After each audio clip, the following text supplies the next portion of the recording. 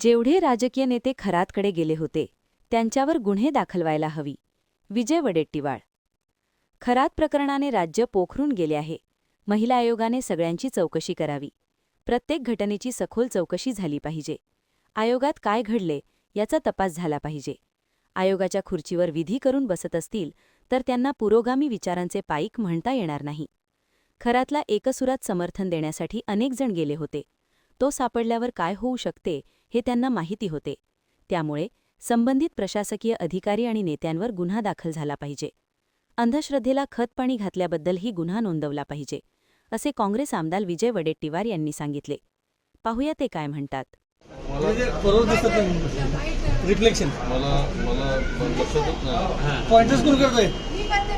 हा ठीक आहे सर, आज बैठका होत आहे पक्षामार्फत, त्याबद्दल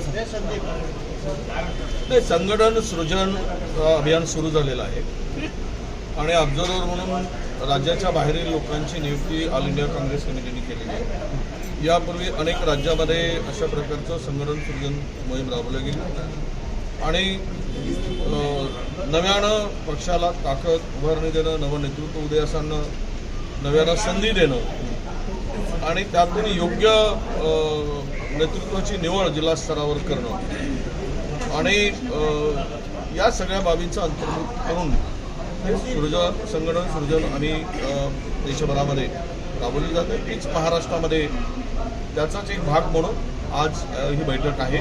त्या बैठकीमध्ये या संघटन सृजनवर चर्चा होईल आणि या सगळ्या ऑब्झर्व्हरला जे काही अदर स्टेटमधून आले त्यांना संपूर्ण स्वतंत्र अधिकार त्या सगळ्या तालुका स्तरावर जाऊन ती परिस्थिती पाहतील.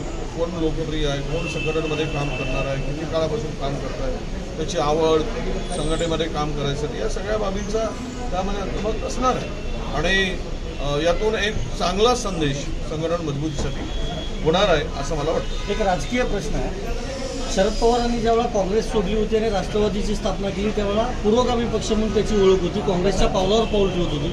अजित पवार यांच्या पक्षानं आता 3 सेल रद्द केले आहेत. सामाजिक न्याय, अल्पसंख्याक असं जी वाट होती ती आता बदलली आहे असं राजकीय वर्तुळात चर्चा आहे. त्यावर तुमची प्रतिक्रिया? ज्यावेळेस ही धर्मांध आणि जातीयवादी पक्षाबरोबर राष्ट्रवादीनी सत्तेमध्ये सहभागी झाले त्याच वेळेस यांचा हा ओरिजिनल चेहरा लोकांच्या पुढे आला. ते सत्तेसाठी कुठल्या स्तरावर जाऊ शकतात. ज्या पक्षाला आयडिओलॉजी नाही, ज्या पक्षाला आचार नाही, विचार नाही, ज्या पक्षाला कुठलाही चेहरा नाही, अशा पक्षांच्याकडून अपेक्षा ठेवणं बेकार आहे. खरं तर पवारसाहेब होते, त्यांचा पक्ष होता, त्यावेळेस ते पुरोगामी विचाराला घेऊन चालत होते, पुढे शाहू आंबेडकर, छत्रपती शिवरायांच्या. पण आता मात्र ते सर्व गुंडाळून आज ह्या पक्षाची वाटचाल ही धर्मांध आणि जातीयवादी पक्षाबरोबर हातमिळवणी करून त्याच मार्गाने जाते आहे हे स्पष्ट झालं. खरात यांच्या लेकीच्या लग्नाच्या पत्रिकेमध्ये 40 ते 50 राजकीय नेत्यांची नावं आहेत. अनेकांची नावं या खरात फाईल्सच्या निमित्तानं पुन्हा पुढे येतील असं म्हटलं जात आहे की चर्चेत आहे लग्नपत्रिका. नाही, खरातला एका सुरात संघट म्हणजे खरातला एका सुरात समर्थन देण्यासाठी ते गेले होते की तुम्ही पाप करा, पुण्य करा, आम्ही तुमच्या सोबत आहोत, बिंदास्त राहा. शेवट काय, तुम्ही जर सापडलात तर पुरावे नष्ट करण्यासाठी तुमचा एफिस्टिन करू हे या लोकांना माहीत होतं आणि म्हणूनच ते सगळे सहभागी झाले होते. या सगळ्या सहभाग्यांची यापूर्वी पण मी बोललेलो आहे. जेवढे प्रशासनातील अधिकारी आहेत, जेवढे राजकीय लोक आहेत, जे कोणी गेले आहेत त्या सगळ्यावर गुन्हे दाखल व्हायला पाहिजे. त्या बंधुगिरीला समर्थन देण्यासाठी गेलेले आहेत, त्या अंधश्रद्धेला बळकटी देण्यासाठी गेलेले आहेत. पण हे सुद्धा त्या कायद्याअंतर्गत शिक्षेस पात्र आहेत, गुन्ह्यास पात्र आहेत. त्यामुळे त्यांच्यावर कारवाई झाली पाहिजे ही आमची मागणी आहे.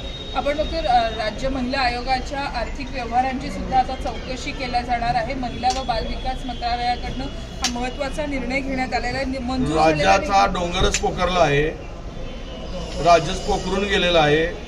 चौकशी तिथून झालीच पाहिजे महिला आयोगापासून. पण हळूहळू सर्व चौकशी करा ना.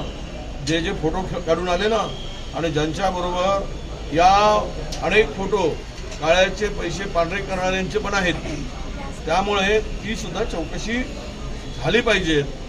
आणि त्या आयोगामध्ये काय काय गेलं, काय काय झालं, जर आयोगाच्या दरवाजावर किंवा आयोगाच्या खुर्चीवर ते काय सगळे विधी पार करून जर बसत असतील तर मला वाटतं की पुरोगामी विचाराच्या समर्थक आहोत म्हणून घेण्याचा कुठलाही अधिकार या नैतिक अधिकार यांनी गमावून असला. दीपक अजूनही केसरकर थांबलेलं- यांच्यावरती आता ते- एकनाथ शिंदे हे स्वतः नाराज असल्याचं म्हणतात. त्यांना समज देण्यात आलेली आहे. खराब प्रकरणानंतर पक्षाची प्रतिमा मलिन होत असल्याचं सुद्धा या नाराजीतून स्पष्ट झालं. ते त्यांनाच विचारा आता राहिली काय, नाराजी राहिली की गोळा राहिला काय राहिलं, सगळे त्यावर फार मला काही बोलायची गरज नाही. कोण कोणावर नाराज, तुम्ही ते नाराज होतील मिळतील, कारण सत्ता आहे तोपर्यंत त्यांचा पक्षाचा तो अंतर्गत अधिकार आहे.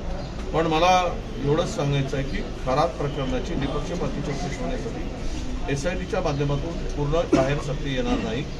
त्याची CBI मार्फत चौकशी झाली पाहिजे, नाहीतर न्यायाधीशाच्या देखरेखीखाली किंवा त्यांच्या प्रेझेन्सीमध्ये चौकशी झाली पाहिजे असं माझं मत आहे. युद्धाची परिस्थिती अजूनही जैसे थे आहे. गॅस पेट्रोलसह इंधनांचा तुटवडा आहे. सरकार म्हणतं अजूनही तुटवडा नाही.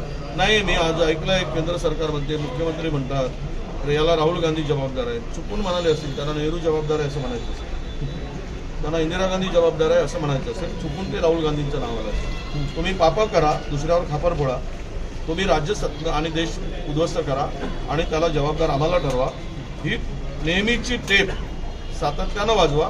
लोक काय तो निर्णय घेतील. वस्तुस्थिती काय आहे, हायवेवरचे हॉटेल बंद पडले, आजूबाजूचे आता आम्ही टिळक भवनला इथले पण बाजूचे पुढचे हॉटेल बंद पडले, हे आता आम्ही बघून आलो. अनेक ठिकाणी गॅसच्या तुटवड्यामुळे लोक लाईनीमध्ये आहेत, ते आता आम्ही लाईनीत उभं केलं. जर एवढी मोठी लाईन उभी झाली असेल आणि आमच्यामुळं झाले असेल तर मग तुम्ही ज्या निवडणुका जिंकलात त्या निवडणुका बेमानी करून EVM मध्ये घोड करून जिंकलात, हे जर आमच्या म्हणण्यावर लोक लाईनला बघत असेल तर.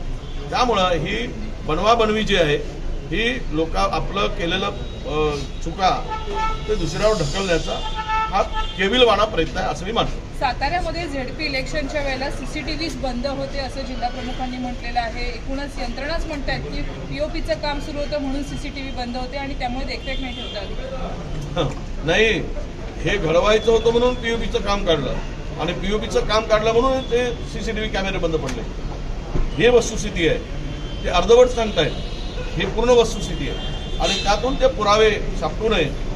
आणि मंत्र्याला तो बिचारा पहिलेच किरकोळ मंत्री बारीक, त्याला थोडं बसलं, अधिक बसले असते तर महाराष्ट्राचा मंत्री शहीद झाला असता. आणि शहीद करण्याच्या यादीमध्ये त्यांचं नाव लिहिण्यामध्ये आणि कोणाच्यामुळं शहीद झाला त्यांचं नाव आलं असतं तर बरं झालं असतं. ठीक आहे. थँक्यू.